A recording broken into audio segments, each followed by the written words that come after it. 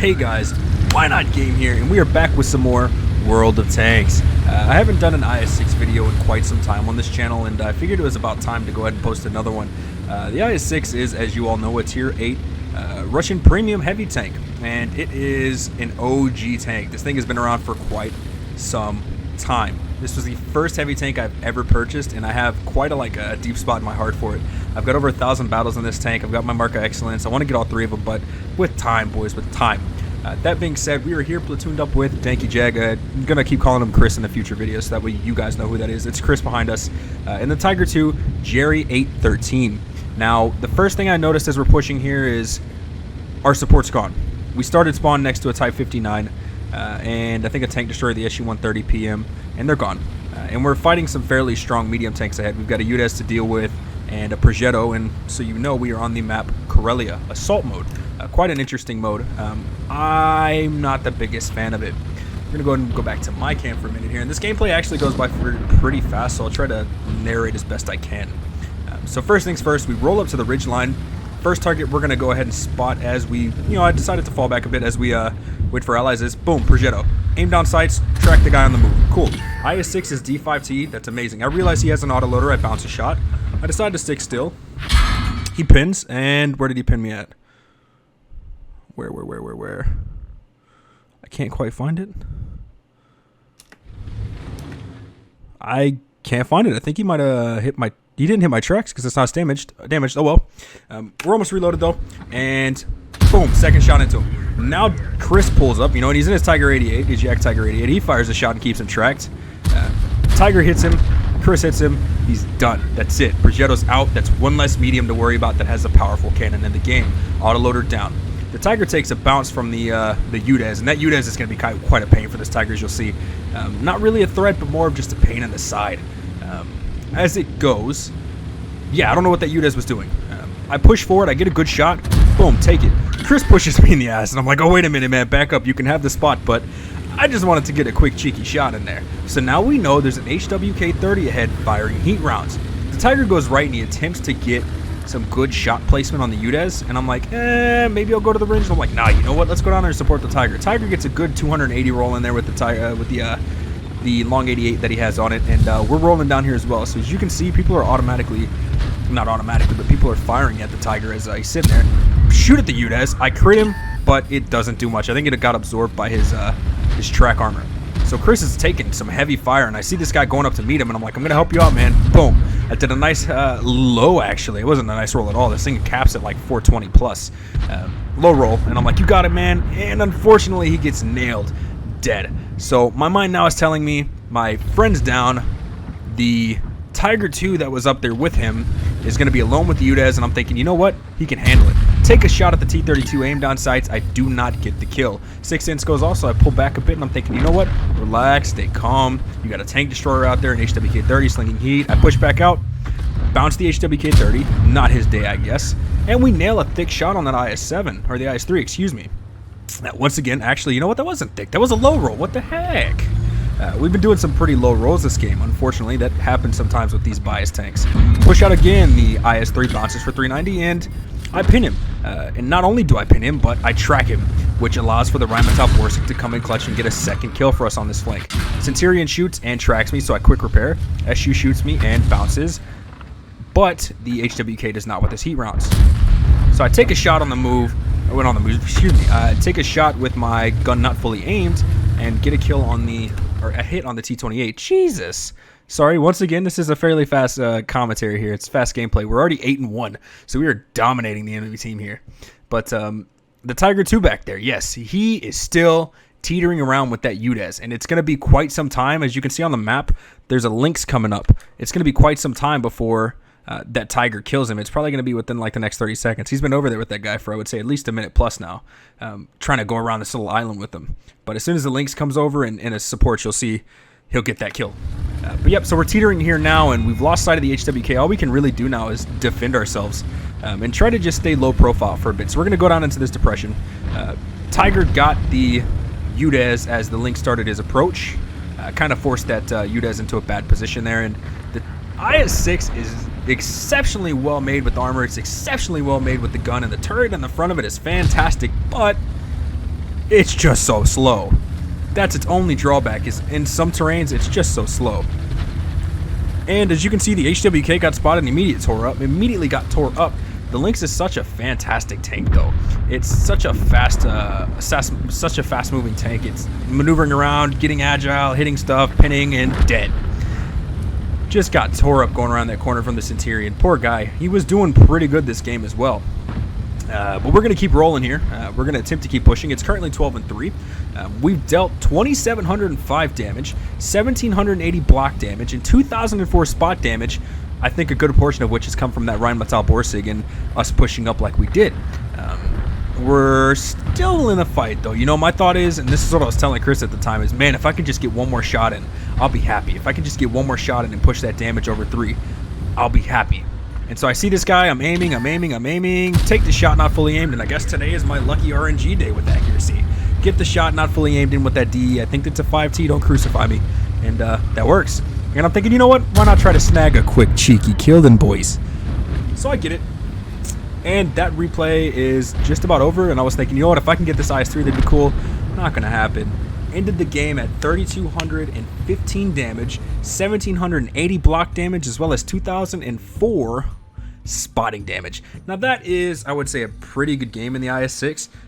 Once again, I'm not trying to like say this is some sort of crazy mega Unicum type game that I did, but it was a good game that I thought I did well in, and I want to bring you guys more gameplay of games that I think go pretty well or games that I think are fantastic.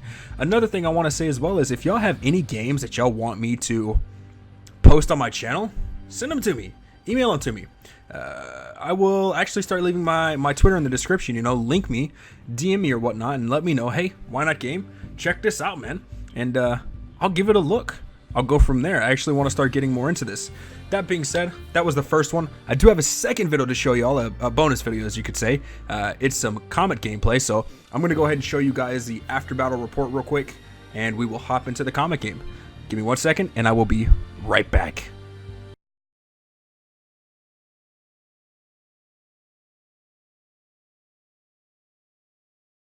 Alright, y'all, so the second half of this game is going to be Comet gameplay. Now, I am in, once again, the tier 7 British medium tank, the Comet. And this thing has not the best alpha damage, but let me check the round actually. 148 pin with 140 damage with standard shells. Premium shells give you 208 with 140 damage. So, I mean, it's good. I just don't roll premium in it because this thing as it is pretty good at its tier. Chris is in his S51, the artillery piece that you get after the KV2. So, you know, I rated up in a tier 7, he brought that, and he's a pretty big artillery player. He likes to play artillery. I get it. I don't like artillery, but, you know, I'm not going to let that divide our friendship up, per se. That being said, we're going to roll east. Now, you'll notice the team go, just defend this side, I guess. There he is, the Tiger 1. Yeah, that's kind of what's going to have to happen. Yes, they have the defender, and some people do say that the tank's overpowered, but, you know, they don't really have a lot of backups. So, first contact's 5916 and a Lorraine 40 ton.